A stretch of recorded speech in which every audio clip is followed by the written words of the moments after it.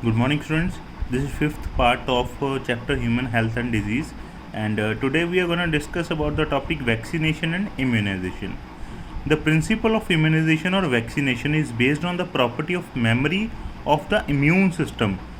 Basically जो immunisation या vaccination होती है ये बेसिकली हमारे इम्यून सिस्टम की मेमोरी पावर पे या मेमोरी प्रॉपर्टी पे डिपेंड होती है, क्योंकि आप सबको पता है हमारा जो इम्यून सिस्टम है उसके पास एक मेमोरी की पावर होती है। सपोज़ जैसे कि इसका हम एग्जांपल लेते हैं वैक्सीनेशन का एग्जांपल पोलियो सबसे बेस्ट एग्जांपल है इस वैक्सीनेशन का, जो पोलियो वायरस। हम सबको जब हम छोटे होते हैं तो एक बूंद पिलाई जाती है, हमको पोलियो की बूंदें हमें पिलाई जाती हैं। बेसिकली वो क्यों पिलाई जाती हैं और उसके अंदर होता क्या है, वो हमें पिलाई जाती हैं so that we can protect our self from the polio virus. And what is present in the polio drops is the polio virus itself, but it is in inactivated or weakened form. Polio drops के अंदर polio virus होता है, pathogen होता है polio का, जो कि inactivated या फिर वीकेंड फॉर्म के अंदर होता है। हमारी बॉडी के अंदर वो इंट्रोड्यूस करवाया जाता है और उसके बाद होता क्या है, हमारी जो बॉडी है वो एंटीबॉडीज़ बनाती है। The antibodies produce in the body against these antigen would neutralise the pathogenic agent during actual infection. जो हमारी एंटीबॉडीज़ बॉडी के अंदर प्रोड्यूस होती हैं वो उस पैथोजन को किल कर देती हैं और जो इन्फेक्शन है उसको न्यूट्रलाइज कर देती हैं। The vaccine also generate memory B and T cell that recognise the pathogen quickly on subsequent exposure and overwhelm the invader with massive production of antibodies. एक और बात है, जो वैक्सीन होती है ये हमारे बी एंड टी सेल को भी एक्टिवेट करती है ताकि वो पैथोजन को रिकॉग्नाइज कर सके, और अगर पैथोजन हमारी बॉडी में दोबारा आए तो वो क्विकली उसके ऊपर हमारी एंटीबॉडीज़ अटैक कर दें और हमें पैथोजन से बचा लें। सपोज़ इसका एक एग्जांपल जो है पोलियो से ही समझते हैं। हमारे अंदर पोलियो ड्रॉप्स डाल दी, हमने पोलियो ड्रॉप्स पी ली, तो उसके बाद क्या होगा, हमारी बॉडी जो है पोलियो वायरस के अगेंस्ट एंटीबॉडीज़ बना के रख लेगी। अगर हमें इन फ्यूचर हमारी बॉडी के अंदर कभी अगर पोलियो वायरस आ भी गया कहीं से, तो जो ऑलरेडी एंटीबॉडीज़ हैं हमारी बॉडी के अंदर वो उस वायरस को किल कर देंगी। Okay, if a person is infected with some deadly microbe to which quick immune response is required as in tetanus, we need to directly inject the preformed antibodies और antitoxin, a preparation containing antibodies to the toxin.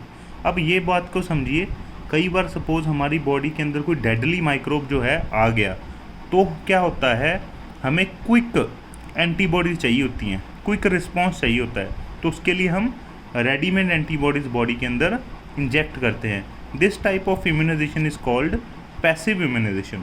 इसको हम क्या बोलते हैं, passive immunisation. जैसे हमने ऊपर भी पढ़ा था active and passive immunity, same यहाँ पर क्या है, पैसिव इम्यूनाइजेशन।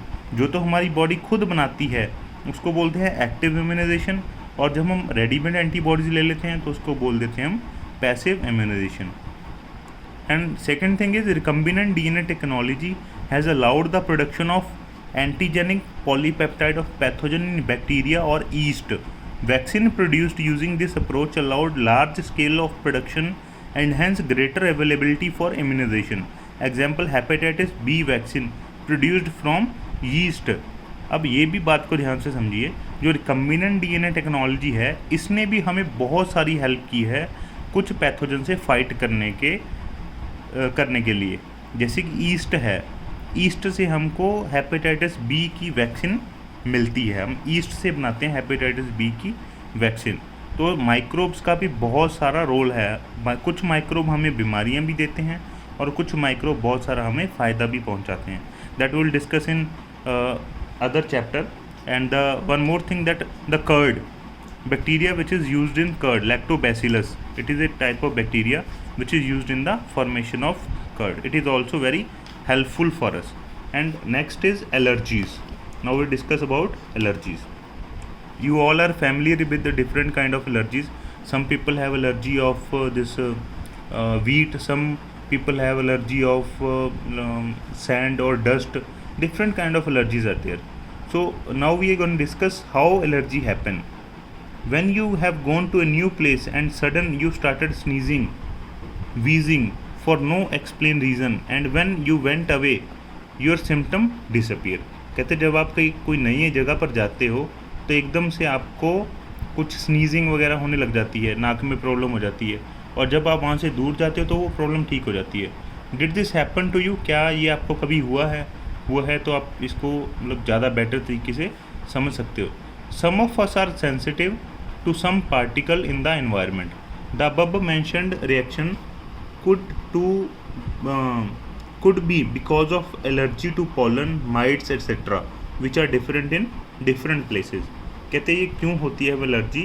पॉलन की वजह से भी हो सकती है, माइट्स की वजह से भी हो सकती है, और ये डिपेंड करता है डिफरेंट प्लेसेस पे डिफरेंट तरह की के जो एलर्जन हैं वो प्रेजेंट होते हैं। अब now the thing is what are allergen which cause allergy are called allergens. The exaggerated response of the immune system to certain antigens present in environment is called allergy। This is the definition। जो हमारे immune system का exaggerated response है, exaggerated का मतलब एक different behavior, मतलब unwanted behavior जो हमारा इम्यून रिस्पॉन्स करता है कुछ एंटीजन की वजह से, उसको बोलते हैं allergy. The substance to which such an immune response is produce are called allergens. जो सब्सटेंस की वजह से हमारा इम्यून सिस्टम ऐसा करता है उन सब्सटेंस को हम एलर्जन बोलते हैं। The antibody produce to these are of IgE type. Allergy से मतलब जो फाइट करती है एंटीबॉडीज वो कौन सी होती हैं? IgE टाइप की। कॉमन एग्जांपल कौन से हैं एलर्जन के? Mites in dust, pollen, animal dander. Animal dander का मतलब कहता है एनिमल्स के जो मतलब बाल वगैरह होते हैं उसको एनिमल डेंडर बोल देते हैं, etcetera. Symptom of allergic reaction. Symptom क्या है अब? स्नीजिंग, वाटरी आइज, आँखों में पानी आना, running nose, difficulty in breathing. Okay, allergy is due to the release of chemical like histamine and serotonin from the mast cell. हमारी body के अंदर कुछ मस्त या मास्ट सेल होते हैं, वो क्या करते हैं? केमिकल रिलीज़ करते हैं, हिस्टामाइन एंड सेरोटोनिन। इनकी वजह से हमें एलर्जी होती है। For determining the cause of allergy the patient is expose or to injected with very small dose of possible allergen and the reaction studies। अब एक बात है भी, आप चेक कैसे करोगे हमें किस चीज़ से एलर्जी है? तो उसमें हम क्या करते हैं, डिफरेंट तरह के जो एलर्जेंस हैं जो एलर्जी कॉज करते हैं उन सब्सटेंस को बॉडी के अंदर डाला जाता है, इंजेक्ट किया जाता है, या उसको एलर्जी वाले इन्वायरमेंट में रखा जाता है, लेकिन वहाँ पे बहुत स्मॉल अमाउंट में एलर्जन प्रेजेंट होते हैं। तो जिस एलर्जन से भी बॉडी रिस्पॉन्ड कर देती है हमें पता लग जाता है कि कौन सा एलर्जन जो है बॉडी को प्रॉब्लम क्रिएट कर रहा है। सपोज मान लीजिए मुझे एलर्जी है डस्ट से, लेकिन मैंने कंफर्म करना है कि मुझे किस चीज़ से एलर्जी है, अभी पता नहीं है।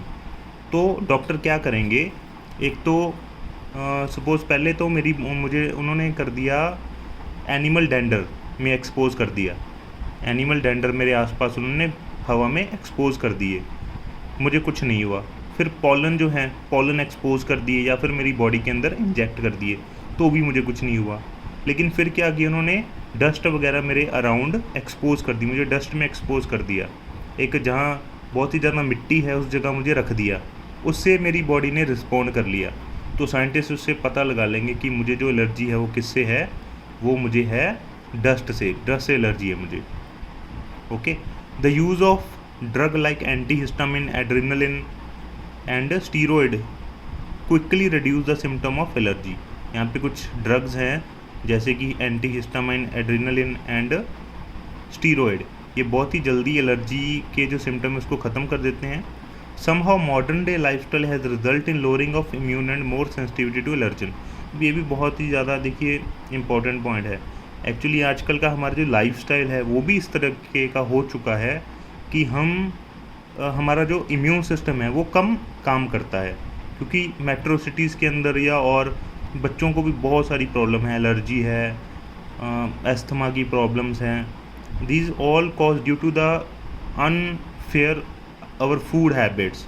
आजकल बच्चे जो है आपको पता ही है फूड तो अच्छा लेते नहीं हैं, न्यूट्रिशन लेते नहीं हैं, मतलब ऑयली फूड खाते हैं या और भी फास्ट फूड खाते हैं, उस वजह से हमारा जो इम्यून सिस्टम है वो वीक होता जा रहा है। So this is all about allergies and tomorrow will study about auto immunity, that is the part of our immune system, auto immunity. Will discuss this in our next video. Thank you.